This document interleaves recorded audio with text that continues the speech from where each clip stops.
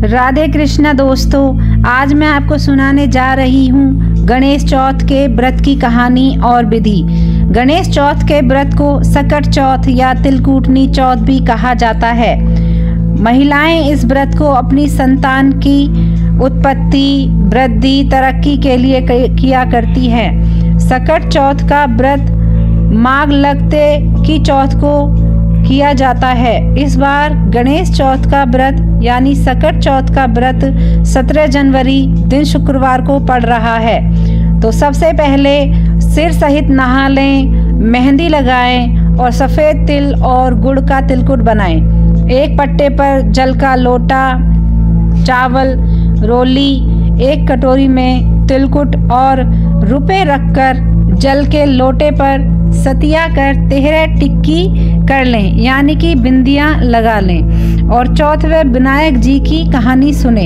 तब थोड़ा सा तिलकुट हाथ में ले लें। कहानी सुनने के बाद एक कटोरी में तिलकुट और रुपए रखकर हाथ फेर कर सासू जी के पैर छूकर उन्हें दे दें। जल का लोटा और हाथ के तिल उठाकर रख लें। शाम को चांद को अर्घ देकर खाना खाएं। 1 रुपया और तिलकुट जो मिश्रानी पंडितानी कहानी कहे उसे जरूर दे दें। जब खाना खाएं तो तिलकुट अवश्य खाएं।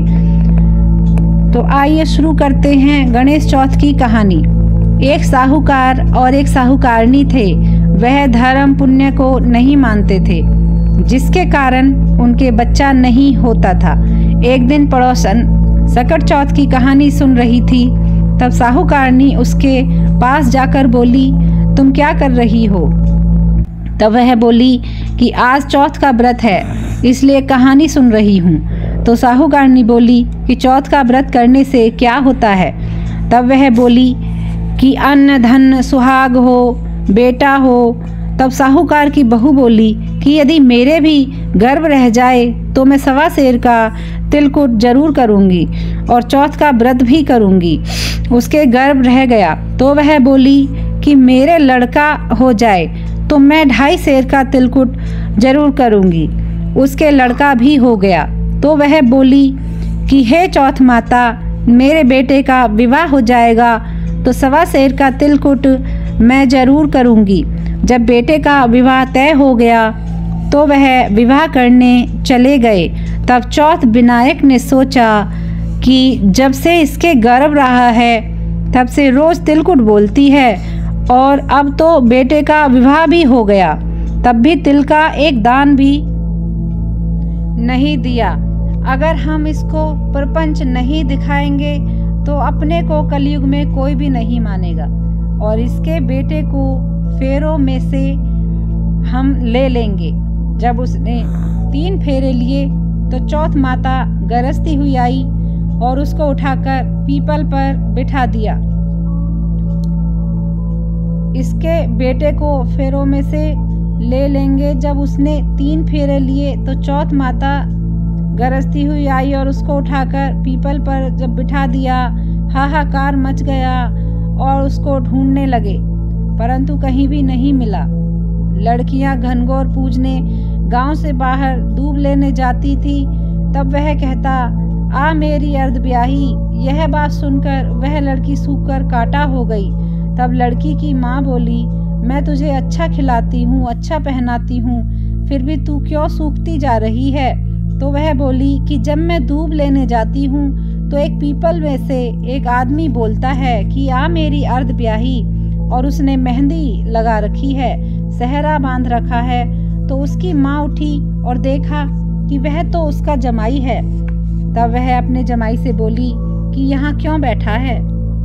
मेरी बेटी तो अर्धब्याही कर दी और अब क्या लेगा? तब वह बोला कि मेरी माँ ने चौथ माता का तिलकुट बोला था, वह उसने नहीं किया और चौथ माता नाराज हो गई और मेरे को यहाँ बिठा दिया। वह वहाँ गई और साहूकारनी से बोली कि तुमने गणेश चौथ का कुछ बोला है क्या? तब साहूकारनी बोली, तिलकुट बोला था। तो फिर साहूकारनी बोली कि अगर मेरा बेटा आ जाए तो 2.5 मन का तिलकुट करूँगी।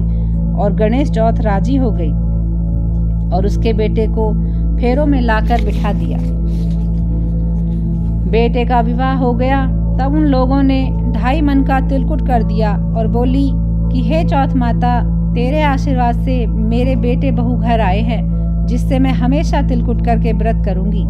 सारे नगर में ढिंडोरा पिटवा दिया कि सब कोई तिलकुट करके चौथ का हे चौथ माता, जैसा उसके बहू और बेटे को मिलवाया वैसे सबको मिलवाना। कहते सुनते सब परिवार का करना। जो चौथ का उजमन करे वे विनायक जी की कहानी पढ़े। और उजमन इसका इस प्रकार से होता है, अगर आपका इसी साल में बेटा हो या बेटे का विवाह हो तो चौथ माई का उजमन होता है। 1 सेर सफ़ेद तिल और 1 सेर गुड़ मिलाकर तिलकुट करो और 1 चम्मच से तिलकुट की 13 कुड़ी करें। उस पर 1 पीपल 1 तियल रख इच्छा अनुसार रुपए रखकर हाथ फेरकर रोली चावल मंस कर बाद में सासू के पैर छूकर दे दे। चौथ माई की कहानी सुने और सिर्फ चौथ का उजमन करें तो 1 थाली में 13 जगह 4-4 जगह हलवा रखें और 1 तियल यानी 1 जोड़ी कपड़े रुपए उस पर रखकर सास को पैर छूकर दे दे।